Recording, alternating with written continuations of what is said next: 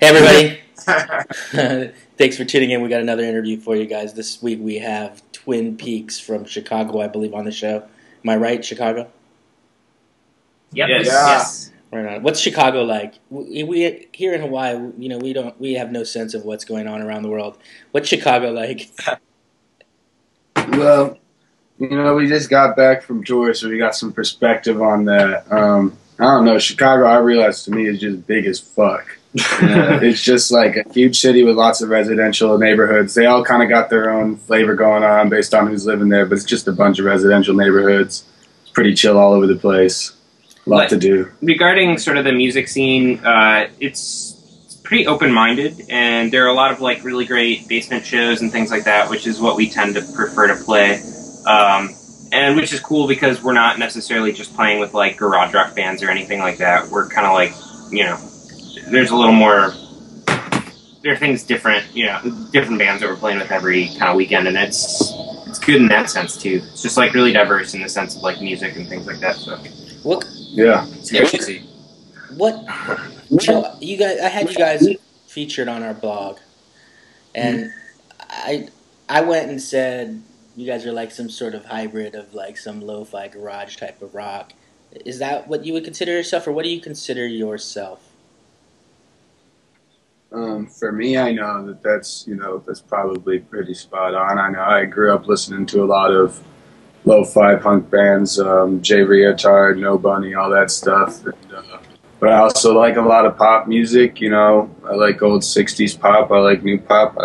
So I don't know. I read that. I thought it was pretty spot on. Yeah. For me. I sort of liked using the term heavy pop, which is I think kind of like a good description of who we are. But like, there's totally a garage rock background there. There's the vibes all there. Yeah, for sure. Yeah, I like it. I like it a lot. Do you guys get to play a lot? Yeah, Hell yeah. absolutely. And more, as we're getting sort of older as a band, more and more, and it's a lot of like DIY spaces. And, I think the bands that we're starting to play with are getting better too. Like we've just been invited to play with bands that we like a lot more too, which is really great. So yeah. There's certainly a very odd gap when you're a 16-year-old playing in a garage rock band, and I grew up I had a brother 3 years older than me. We played in a two-piece, and we got to play a lot of backyard shows, DIY shows, house parties kind of stuff. And then when I started playing with a bunch of dudes my age when I was 16, it was a lot harder to book those kind of shows. Yeah, it could get really exclusive in a lot of the scenes, but once you're like kind of accepted, or once they've like kind of embraced you, it's just a blast. It's so much fun. So yeah, it's been a good time. And it seems like now, like, it doesn't even seem like it matters what age we are anymore. Like, it seems like we're getting less of the, like, oh, you guys are so young, or like, that sort of thing. So you guys are veterans? How long have you guys been playing? maybe like two years probably, since we were probably 16, or like maybe a little under 16 or something like that. So you were in the before we started this, you were mentioning how one of your guitar players is going to go off to school. I'm assuming you mean college. And yep. How does that affect the band? Like, are all of you guys going to end up splitting? Yeah, it's going to be an interesting dynamic because we're all kind of going to the West Coast for school. Coincidentally, 3 of us are going to Olympia, some college called Evergreen. So the plan is to I guess keep playing as Twin Peaks as much as we can as a 3-piece, and we'll still have our dudes. They're going to be in closer to the LA area. Yeah, I'll be in LA. Clay, or I'll be right outside of LA. Clay will be in LA. But like when we get back on breaks and things like that, we're going to get back together and just play shows as much as possible. The idea is just to keep it going. Keep Absolutely. it going. That's cool because like right now you have what, one album out, EP? Yeah. I guess we're calling it our full length just because we like shorter albums, but Yeah, I've never. I don't know if I said album EP because I don't know the difference. They're all albums to me. You know, if it's 2 fucking tracks on it, I don't care what size it is. It's 2 tracks, it's an album. That's cool. So you guys are gonna pretty much go on a hiatus here, kind of, or like a kind of pause. Like at first, that's what we thought it was going to be, but to a certain token, like we have some releases lined up for the spring that'll be, you know, a motivation for us all to keep our heads in the game until we get back together. We might do South by Southwest in March. Yeah. We've been talking to people in Austin, so you know, I don't view it as like, I guess hiatus is the right term. Yeah, you're taking a little break, but then you come back to it. That's what a hiatus is. Plus, we just like booked our first couple of shows in Olympia too. So so you just got it together. Yeah, so we're looking forward to interesting new, you know, things. I guess Chicago has been fantastic for us, but it's going to be good to like kind of send it somewhere else for a little bit. And fortunately, I mean, like it so works out that, you know, the 3 members that are going to Olympia are drums, bass, and guitar. Yeah. So it's not like, you know, we're going to have just a bass, like they're just going to have a bass player and a drummer and, you know, nobody else.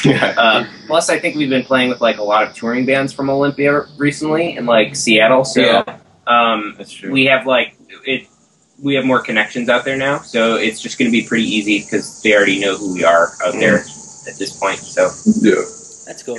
So, are you guys on a label or anything like that? We're not like signed to anything, but we're putting out the Sunken, what we just self-released, is getting put out on a cassette label called Manic Static in the city, and we got a couple of releases lined up on one-off releases for the spring. Yeah, one is going to be on like Saki Records, this record store. They're hoping to put together a new like a label, so they're offering us to do that. So that should be really good.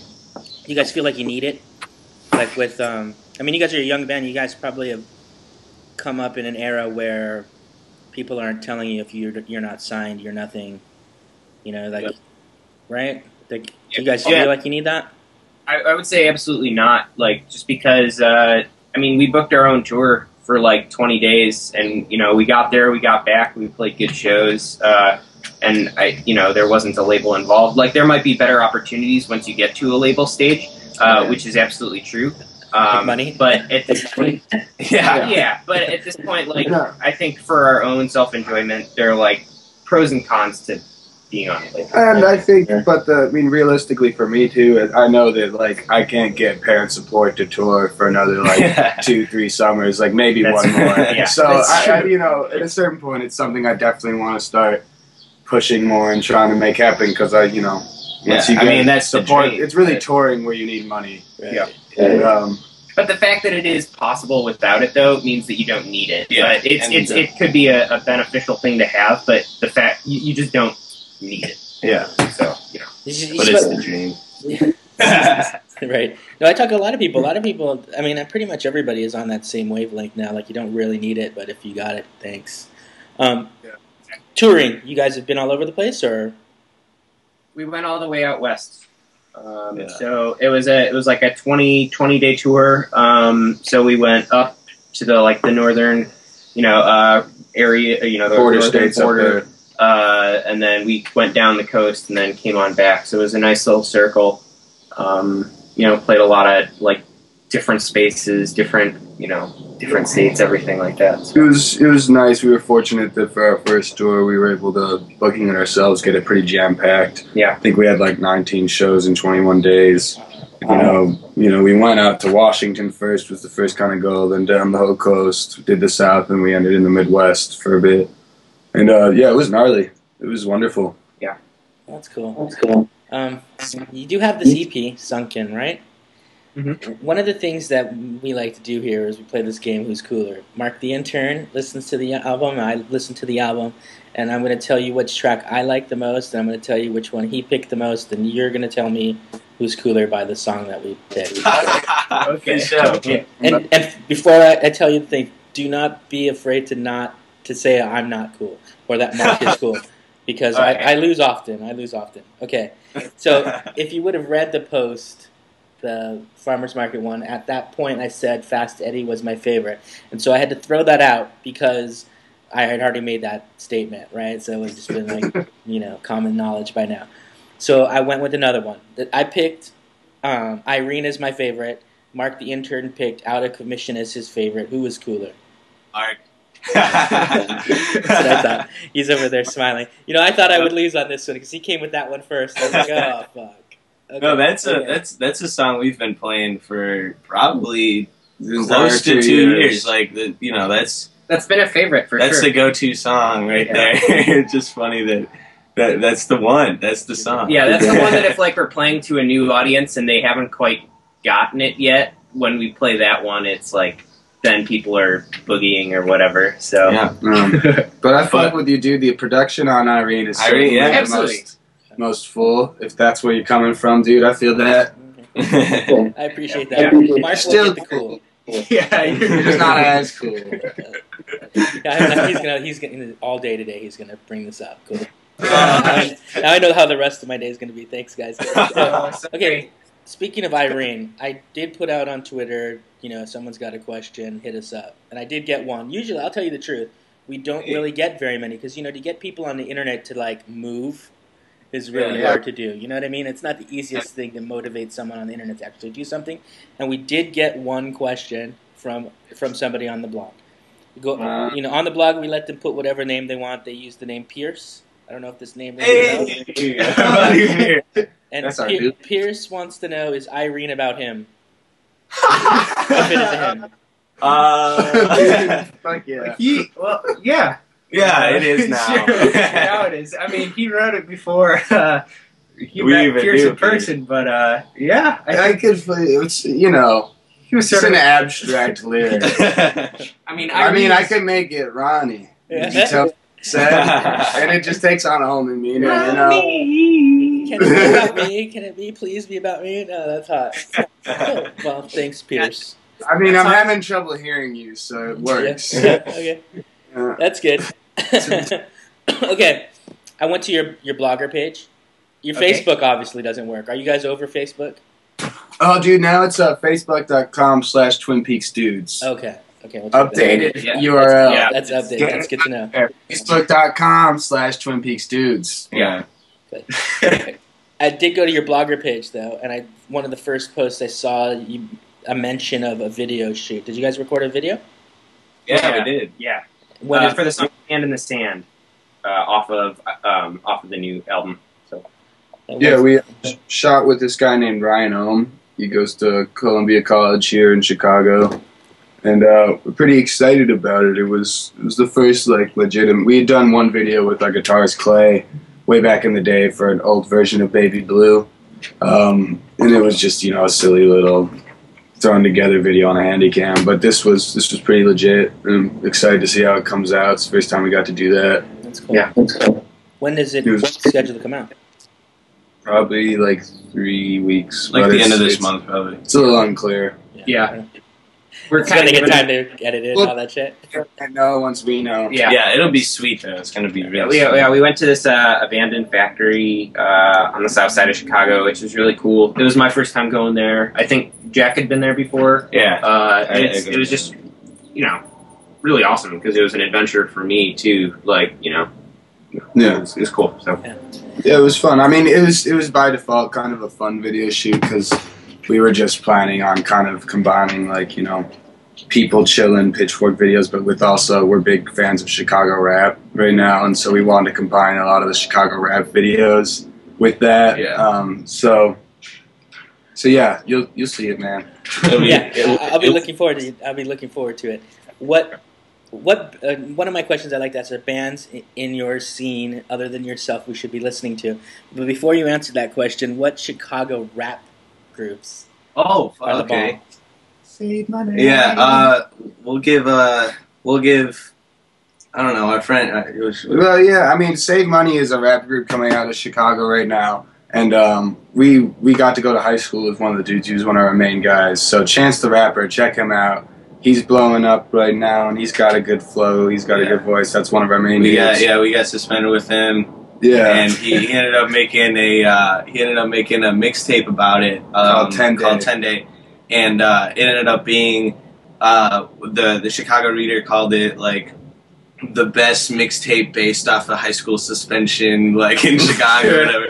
But yeah, they're doing really well. And you know what? Actually, now there's no more 10-day suspensions in Chicago public schools. Yeah, so his album certainly had an effect on the public perception of that. Yeah. And but there's a bunch of good rappers coming out of Save Money. Joey Purple, I really like his album a lot. He's got a cool flow.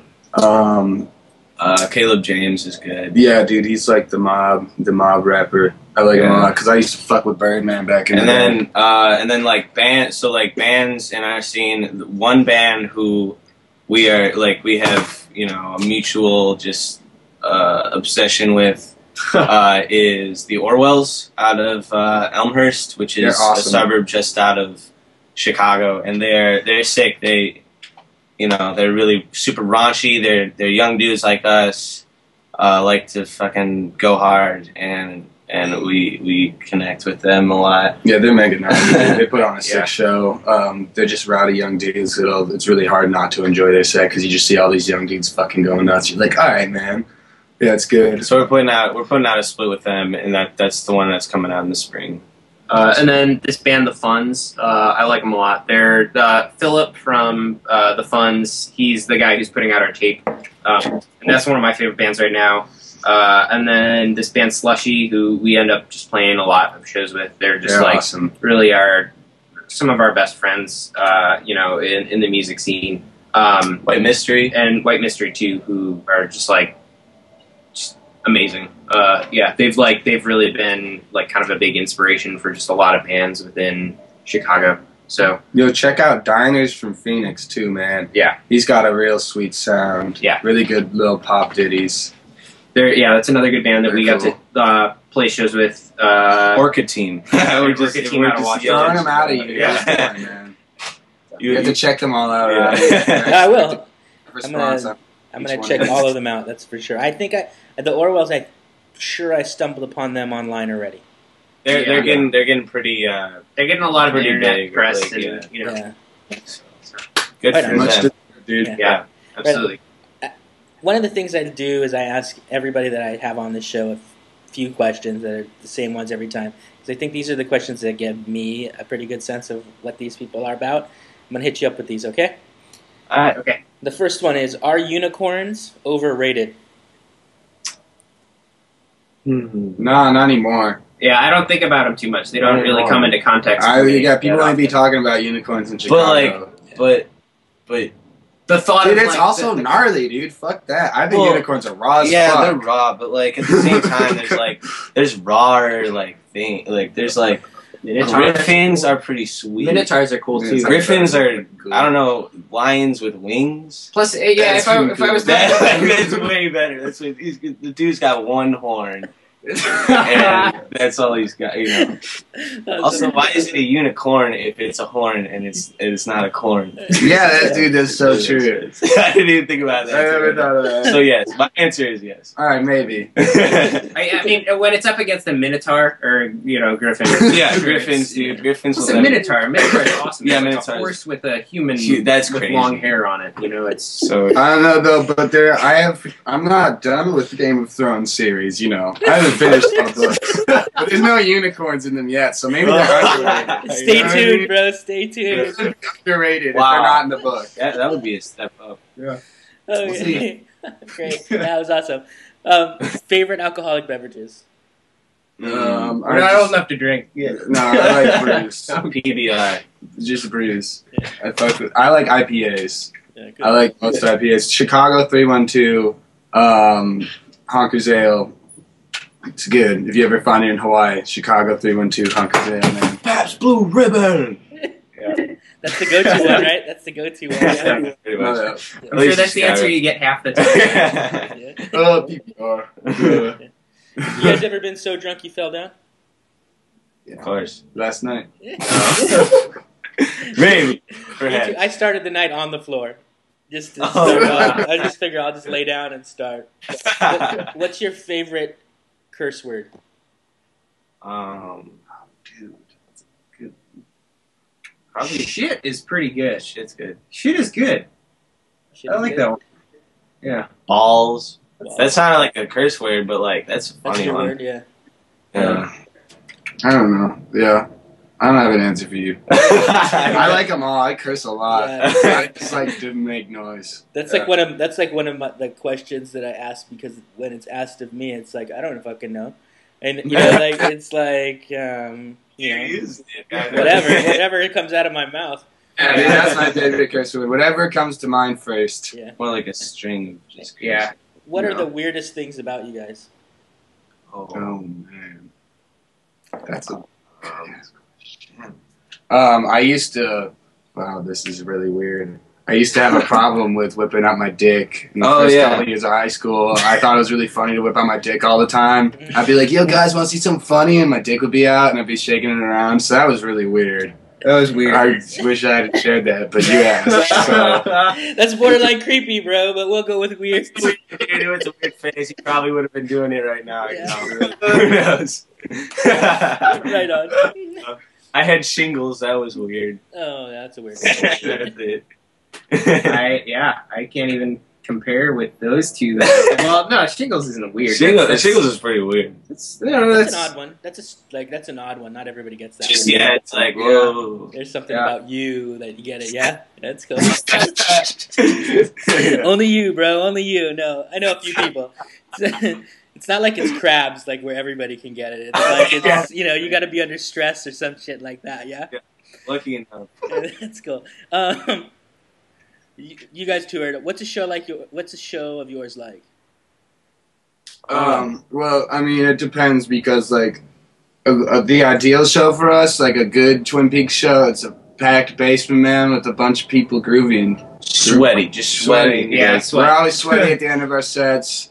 As long as it's not only the band rocking out, because we're always going to be rocking out, but you got people right up in your face rocking out, and that we've as we've been playing more shows and getting more show requests, all that shit, it's been happening more often, and it's becoming kind of regular for us. So that's gnarly. I think my favorite like quintessential like rock and roll like vision or like thing I see in my head when I when I'm thinking about rock and roll is like people are rocking out so hard that your mics are just gone, like you don't like they just fell and they're like just like in the crowd somewhere, Can't find them, and you're just like and it doesn't even matter, that's stuff like that is just that's the best. Basically, if your instruments are gone at some point, that's probably an indication of a good show. They loved it so much that they just took all your stuff. They liked it so much they took all your stuff and went home. That's cool. No. Yeah, they stole your gear and pawned it. That's how much they loved it. If people want to find you online, where do they go? You should go to twinpeaksmusic.blogspot.com probably. Because that also has like a link to the. They'll get you everywhere you need to go. Yeah, exactly. That's a good starting point. TwinPeaksMusic.blogspot.com. Yeah. You guys are going to want to update the Facebook thing on there, by the way. Yeah. I forgot to tell you I switched to Facebook URL. Oh, okay, that's all right. What's next for you guys? What's coming up besides you guys hiatus?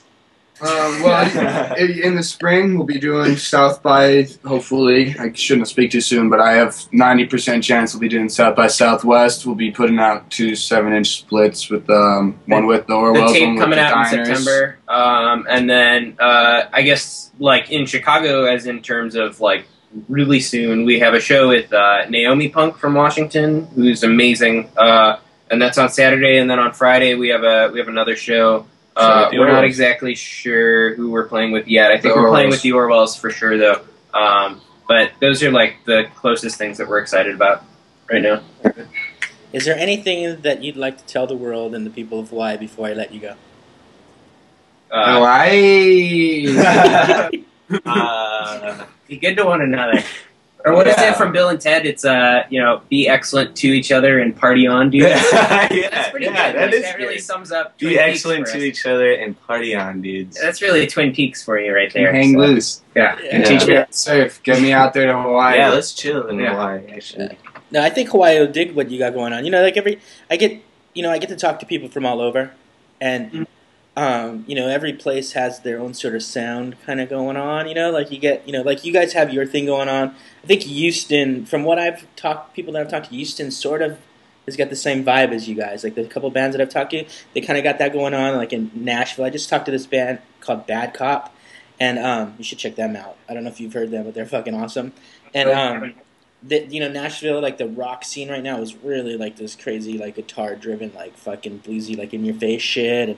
And Seattle is kind of like hip hop, right? Like if you're gonna talk about the Pacific Northwest, and Hawaii, I think Hawaii is sort of like the melting pot. And I think what you guys got going on is something that Hawaii would definitely enjoy. And I look forward to this video that you guys are going to come out, because I'm going to play that shit on our show once it comes out. Yeah, very much. Appreciate it. Yeah. And so they can get that into their lives. You guys want to cut a little bumper for my show before I let you guys go? Cut a little A what? bumper, you just got to say like, hey, this is Twin Peaks. You're listening to Beneath Everything with Ronnie Rocker. Or you could say whatever the fuck you want, actually. But Shouts to Pierce, I guess. Oh yeah. By the way, Yo, this is Twin Peaks on Beneath Everything Radio. Fucking it up with Ronnie Rucker. Yeah, shouts Birdman, bitch.